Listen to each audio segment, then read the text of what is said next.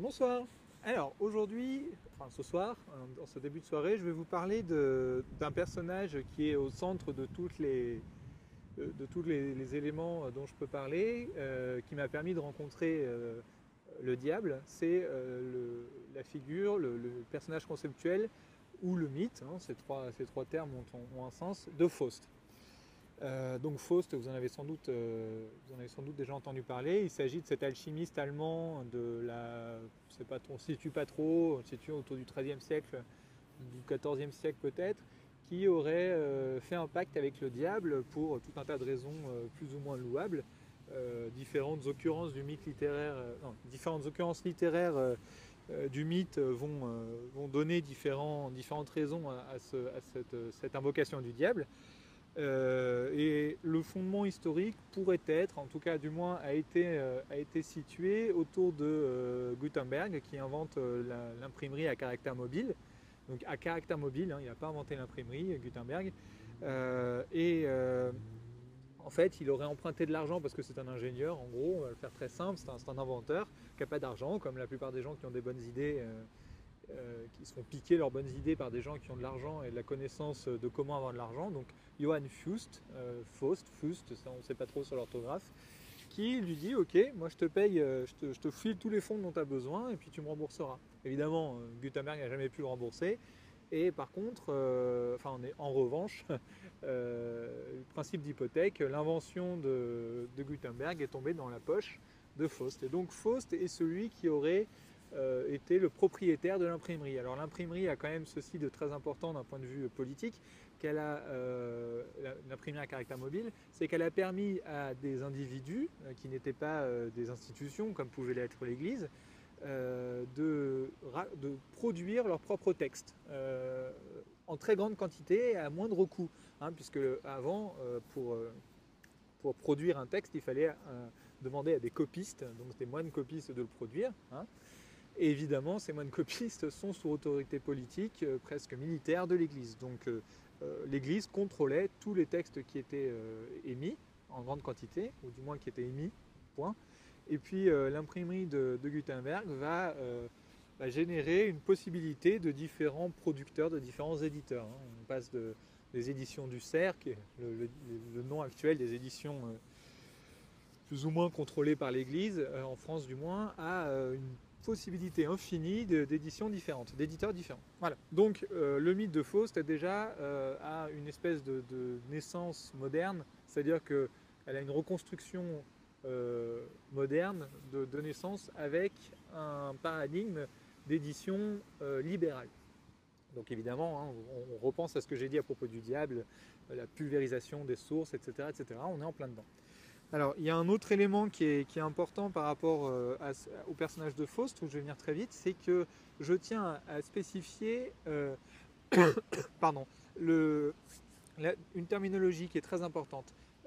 Il y a la question du mythe, hein, le mythe de Faust, le mythe de Don Juan, le mythe du juif errant, je ferai une vidéo là-dessus, et puis il y a la question des récits. Pourquoi est-ce que je parle d'occurrence littéraire du mythe de Faust? C'est parce que chacun des livres, chacune des interprétations littéraires du mythe de Faust, et même compositeur, donc compositeur de musique, chorégraphe, cinématographe, réalisateur, etc., tout le monde va se réapproprier un support mythique universel et va en tirer des prérogatives régulières, hein, une espèce de régularité, faustienne. Donc les chercheurs détestent qu'on parle, les chercheurs qui connaissent un peu le mythe de Faust détestent qu'on utilise ce mot, mais je l'utilise beaucoup, c'est à savoir le faustisme, c'est-à-dire toutes les caractéristiques du personnage de Faust qui se retrouvent dans différentes occurrences. Alors là, voilà, on a un mythe, c'est-à-dire un personnage conceptuel qui va être ressaisi de différentes façons, à différentes époques, par différentes générations d'artistes. Et puis on a le récit qui va être beaucoup plus linéaire et beaucoup plus totalisé, monolithique, presque dogmatique. Donc par exemple, le récit, la Bible satanique qui a été écrite dans les années 70, j'en parle dans la vidéo sur le diable, est un récit, dans la mesure où ça propose l'histoire du diable, de Satan, selon le régime d'un personnage à qui il arrive des choses plus ou moins bien, qui a des adversaires, qui qui a des amis, et qui va vraiment vivre une expérience littéraire, enfin une expérience qui va produire une narration tout à fait ennuyeuse et peut-être un peu même vulgaire. Et ça n'est pas un objet mythique, c'est-à-dire que ça n'est pas susceptible d'être ressaisi par d'autres. Et donc du coup, on a bien une différence entre un récit et un mythe. Voilà. Alors le mythe de Faust a été la première occurrence du mythe de Faust. Il y en a, on pourrait choisir comme origine tout un tas d'autres choses. Je choisis personnellement de prendre le mythe de Prométhée comme première proto-trace, enfin première trace, hein, à savoir donc le mythe de Prométhée, c'est un titan qui désobéit aux dieux et qui va aider les hommes pour permettre à ceux-là de s'émanciper des premiers, donc à savoir à la fois en allant voler le feu de Zeus, de sorte que les hommes n'aient plus besoin de la foudre divine, donc d'obéir absolument à Zeus pour lui complaire et obtenir de lui le bienfait qu'est la lumière et le feu, et donc la civilisation, etc. Hein. On ne va pas rentrer dans la question de la culture grecque, mais l'idée c'est donc que dans le feu de Zeus est contenue toute la civilisation grecque. Et puis aussi qui va, à l'occasion d'une offrande, tromper les dieux en proposant aux dieux de choisir quelle partie du taureau ils prennent. Donc l'histoire, c'est toute la graisse et toute la viande est cachée sous la graisse. Donc lorsqu'ils départagent le taureau après le sacrifice, toute la viande est cachée sous la graisse et toute la peau est cachée sous l'os. Et donc ça fait une énorme masse. Et donc on dit à Zeus, vas-y, je choisis. Et Zeus fait, moi je veux le tas de droite, hein, il est vachement plus gros. Et évidemment, c'était un piège.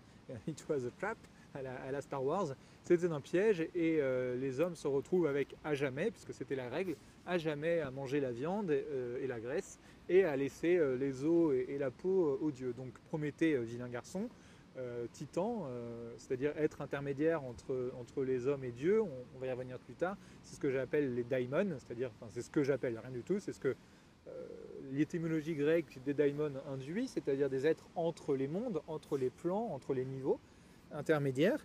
Et du coup, le titan Prométhée est puni à se faire dévorer le foie sur une montagne du Caucase par un aigle.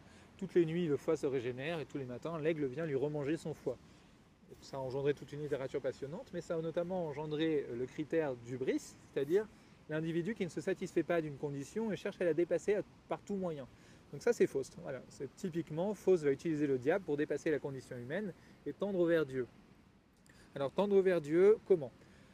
Donc il y a historiquement il y a trois étapes généalogiques, pas généalogiques, mais il y a trois histoires, trois grandes occurrences historiques du mythe de Faust. André Dabezy a fait un premier livre là-dessus dans les années 70 qui s'appelle Le mythe de Faust. Il vient d'en reproposer une version beaucoup plus intéressante, beaucoup plus puissante, beaucoup plus travaillée, je n'ai absolument rien à dire, non mais beaucoup plus esthétique au final, qui s'intéresse moins à l'histoire et un peu plus aux différents courants esthétiques qui traversent les mythes de Faust, les occurrences du mythe de Faust. Il y en a beaucoup, mais on peut en retenir trois: primitive, romantique et moderne. Le Faust primitif, c'est Jonas Victor avec le Volkbourg. Alors Jonas Victor est un auteur supposé, on n'a aucune idée de quel est le véritable auteur. Le Volkbourg en allemand c'est Volk et Bourg, hein, le livre du peuple, le livre conte populaire, qui parle donc de Faust, qui est une pièce de théâtre. Le Volkbourg est une pièce de théâtre. Et puis Marlowe qui fait Faust, hein, Docteur Faustus, je ne sais plus exactement, qui est anglais, en fait qui s'inspire du Volkbourg, c'est 20 ans après, et qui a rendu très célèbre Faust. Marlowe est considéré comme le fondateur littéraire de Faust, dans la mesure où le Volkbourg n'est pas d'une grande littérarité, pas d'une grande qualité littéraire. Ça c'est donc un Faust qui, d'un point de vue téléologique, alors c'est une question très importante quand on cherche à appréhender un grand mouvement de Faust, c'est que chaque Faust accuse la fin d'une croyance d'une époque en une capacité par un mode de réflexion de résoudre l'angoisse humaine, la condition humaine. Donc à l'époque médiévale, puisque primitif c'est au XIVe siècle, la question de l'angoisse humaine, c'est la vie après la mort, donc en l'occurrence les religions, et les deux occurrences du mythe de Faust de cette époque-là, le Volbourg et Faust, accusent sous le masque du rire la fin de la pertinence religieuse pour répondre à la condition humaine, pour satisfaire l'être humain, etc. J'ai parlé dans la chasse aux sorcières du fait que, évidemment, là à l'instant, quand je parle de signe la fin d'eux, il en reste encore du beau. Là, les religions ont encore du temps devant elles, mais la puissance de contestation religieuse devient de plus en plus importante et se met à vraiment contrarier l'ambition politique de l'Église, entre autres, puisque bon, c'est aussi le protestantisme. Le Faust le Volbourg, c'est très protestant comme texte, ça émerge en même temps que le protestantisme avec les thèses de Calvin et Luther. Donc c'est un climat très conflictuel, un climat idéologique très conflictuel, et Faust émerge là-dedans, ce que je trouve très intéressant. La deuxième occurrence, donc, ça va être le Faust romantique. Le Faust romantique, c'est deux auteurs, Klinger et Goethe, évidemment, donc que tout le monde connaît, c'est au milieu du XVIIIe siècle, milieu et un peu fin du XVIIIe siècle. Le premier des deux, en termes de chronologie, c'est Klinger, qui est très violent, et d'une violence inouïe, très démoniaque au sens russe du terme, c'est-à-dire au sens de Dostoïevski, plus tard de Bulgakov, dont je vais parler sous peu, et peut-être même avant. Et la démonologie qui est contenue à l'intérieur de Klinger, Maximilian Klinger, est importante parce qu'elle propose un Faust radical, extrêmement violent, extrêmement contestataire, qui ne souffre aucune, peut-être, je vais le dire violemment, mais aucune quête de la beauté. Alors ce n'est pas juste parce que c'est très beau comme texte, mais c'est un texte tellement sanglant, tellement violent, tellement dur. En fait, c'est un conte. C'est peut-être le plus authentique conte, à mon sens, le plus authentique conte, la plus authentique interprétation faustienne de l'individu qui cherche à dépasser Dieu et qui du coup se crache lamentablement parce qu'il n'y parvient pas, parce qu'il est rattrapé par les différents démons qu'il invoque, parce que donc il y a différents types de démons, il y a le Léviathan, le Méphistophélès, etc. Et il n'y parvient pas et il s'écrase. C'est très très pessimiste. L'autre Faust de son époque, 30 ans après, c'est le Faust de Goethe, très connu, en 2 tomes, Faust 1, Faust 2, qui est un chef-d'œuvre absolument magnifique, qui est d'une poésie tout à fait merveilleuse. Enfin, c'est un grand texte qui va inspirer un siècle et demi d'interprétation faustienne. Lui est très optimiste, très eudémonique. À la fin, Marguerite sauve l'âme de son cher et tendre, malgré le fait que son cher et tendre soit un fiefé connard. Et il va réussir à retrouver le giron de Dieu grâce au sacrifice de Marguerite, qui du coup par son sacrifice elle aussi sera divinisée, etc. Enfin sanctifiée, etc. Donc il y a l'occurrence de Goethe et l'occurrence de Klinger. Goethe très classique, très pompeux, très vibrant, très merveilleux, très optimiste, on dirait peut-être aujourd'hui un peu kikoulol, sans dimension péjorative, c'est-à-dire que très Disney, tout finit très bien, même si on passe par des étapes extrêmement violentes et extrêmement sanglantes. Et puis le Klinger qui serait ce que la génération très moderne, donc les années 2010, appellerait du Tim Burton, du pur Tim Burton, c'est-à-dire ça finit très mal, c'est sanglant, tout le monde meurt, Faust passe devant ses enfants et sa femme pendue, enfin c'est une horreur. Voilà. Et la troisième occurrence du mythe de Faust, qui est l'occurrence moderne, c'est Bulgakov et Thomas Mann. Donc les deux auteurs vont signer la fin du politique. Le romantisme signe la fin. Donc il y a eu un petit problème technique qui fait que système de mémoire, donc je suis désolé, c'est pas un montage, je tiens au plan fixe, mais on va revenir tout de suite avec la question des romantiques, et puis on va enchaîner sur les modernes, il ne reste pas grand chose. Donc je disais, Klinger et Goethe signent la fin de la culture, enfin la fin du fantasme de l'art avec pour libération de l'homme. On est en pleine lumière, en plein siècle, en pleine post-époque lumière. Donc c'est la fin de l'art comme de la philosophie comme libération de l'humanité. Et le moderne, lui, va vouloir libérer les hommes avec le politique, avec l'utopie politique, donc le nazisme, enfin les fascismes et le soviétisme, et Thomas Mann et Mikhail Bulgakov, qui sont les deux auteurs qui font des occurrences de Faust en suivant. Alors il y en a d'autres, hein, Paul Valéry, Pessoa, etc. Enfin Pessoa, etc.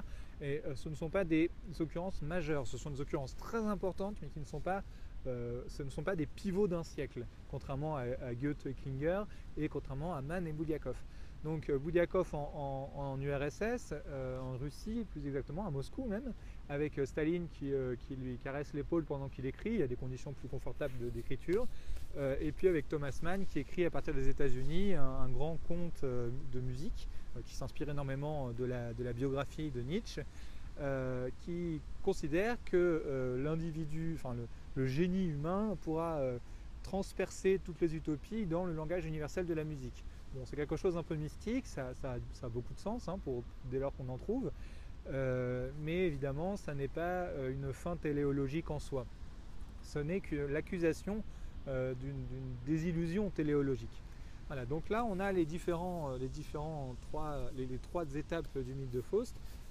Maintenant, si on cherche à généraliser un peu plus, et je terminerai là-dessus, c'est la question de Faust en tant qu'individu, très prométhéen, hein, en tant qu'individu invoquant sur lui l'attention d'un autre damné, d'un diable, de celui qui s'est fait tège, j'allais dire, mais de celui qui s'est fait exclure du paradis. Donc il faut lire Milton, hein, c'est merveilleux comme test, et puis c'est une charnière de la métamorphose du diable, de monstre à héros romantique. Le diable invoqué par Faust devient une façon d'atteindre Dieu et de communier avec la véritable nature universelle, qui ne serait pas forcément du côté du paradis, mais plutôt du côté de la transparence de soi, du côté de la sincérité artistique, puisque dans les trois étapes faustiennes, dans les trois grandes occurrences de Faust, primitif, romantique et moderne, on retrouve ce schème, ce topos, évoquant la réalité humaine, le bonheur humain, la félicité humaine ou la toute-puissance humaine, parce que la damnation peut être une forme de bonheur, notamment avec le maître et Hollande chez Bulgakov, sont des formes de vérité, des formes de liberté. Alors vérité au sens de sincérité, au sens de transparence, et non plus au sens de vérité politique ou de dogme. Donc Faust est un élément perturbateur dogmatique, enfin du dogme, qui va se dresser contre la puissance du dogme pour émettre un nouveau discours, une nouvelle possibilité, un nouveau potentiel. Et c'est ça qui est important, et c'est ça que je trouve absolument merveilleux chez Faust, c'est que Faust est un porteur d'espoir. Voilà.